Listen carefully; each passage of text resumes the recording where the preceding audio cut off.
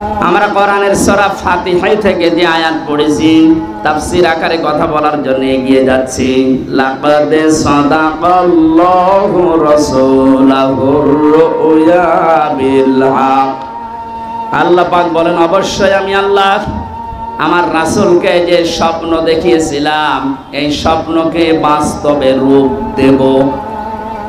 এই যে রাসূলের যে স্বপ্ন, এই স্বপ্নকে বাস্তবতায় নিয়ে আসবেন কে? আমার প্রতিটি কথায় শিক্ষা আছে। রাসূলুল্লাহকে আল্লাহ যে স্বপ্ন দেখালেন এই স্বপ্নকে বাস্তবে রূপ দেওয়ার ঘোষণা দিয়েছেন, বলেন তো কে? নবীজি এই স্বপ্ন বাস্তবায়ন করবেন না আল্লাহ? বলেন বলেন। এখন তো নবীজি নেই। এই যে রাসূলুর রুয়া বিল হক, রাসূলের স্বপ্নকে সত্য পরিণত করার দায়িত্ব সাদাকাল্লাহ আল্লাহ নিজে নিয়েছেন।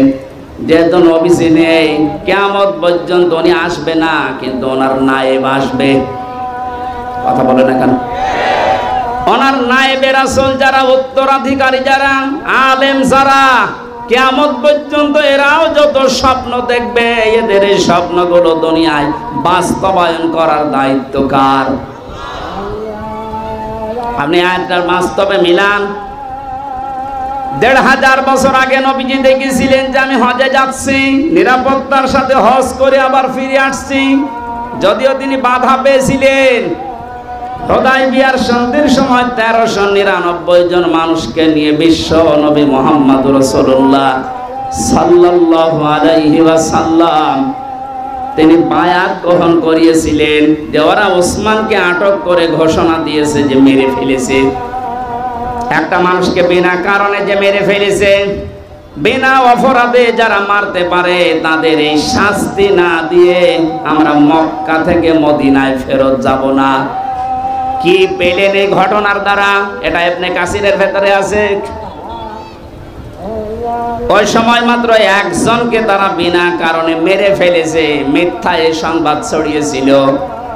বিশ্বনবী মুহাম্মদ রাসূলুল্লাহ ১৩৯৯ জন মানুষকে নিয়ে তিনি বললেন, ওসমান হত্যার প্রতিশোধ না নিয়ে আমরা একটা ইবাদত করব না।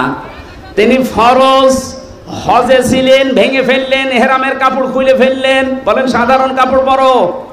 রোজা ছিলেন, বলেন রোজা ভেঙে ফেলো, শরীরে শক্তি তৈরি করো, আমার হাতের সাথে হাত লাগাও। ১৩৯৯ জনই হাত দিয়েছিল। নবীজি উপরে আরেকটা হাত দিয়ে বললেন এটা ওসমানের হাত।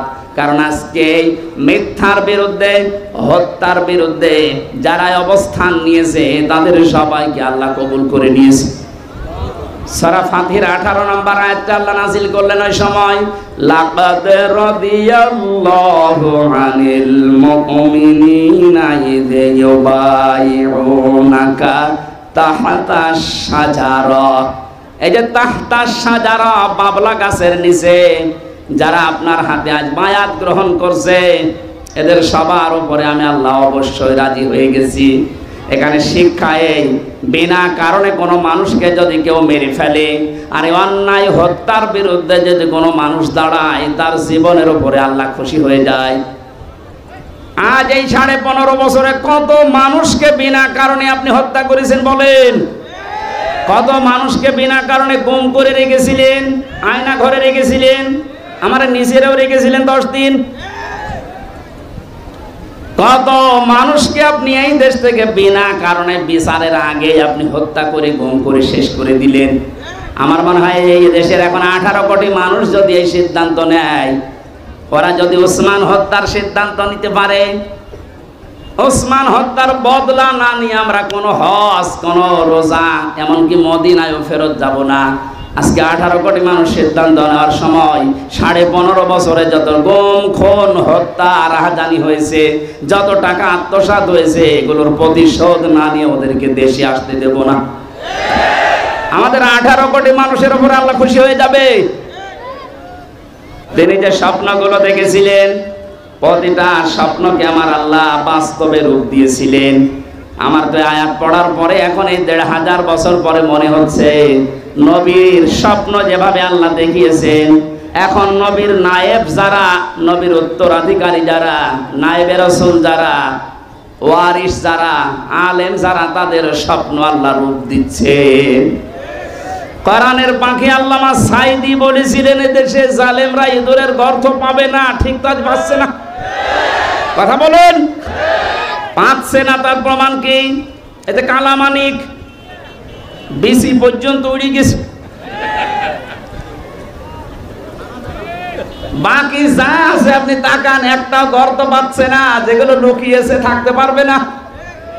কালকে আমার প্রশাসনের সর্বোচ্চ পর্যায়ের গোয়েন্দা বিভাগের একজনের সাথে কথা হয়েছে। হুজুর, ওই যে হাউং আঙ্কেল আছে না, হাউং আঙ্কেল, ও আছে আমাদের হেফাজতে, দুই একদিন পরেই ওরে আমরা বের করব। কোথায় লোকাবেন? যারা টাকা পাচার করেছিলেন বাইরে, টাকাগুলো ইমিডিয়েটলি তাড়াতাড়ি দেশে নিয়ে আসার চেষ্টা করেন। যদি দেশে নিয়ে আসতে না পারেন, আপনাদের ছেলে মেয়ে বউ সবই দেশের কাজে লাগানো হবে, সব বাজে আত্ম করা হবে রাষ্ট্রের। কথা বলে না কারো, এইটাই ওদের শাস্তি। কোরআনের পাখির আর একটা স্বপ্ন আমরা শুনেছিলাম, বলেছিল শুধু নাড়া দেব, দিল্লি গিয়ে পড়বা, তাই পড়িস। পৃথিবীর 228টা রাষ্ট্র কোনো জায়গায় গেল না, একেবারে মামু বাড়ি। উনি যা বলেছিল 100 ভাগ খাপের খাপ, মমতাজের বাপ।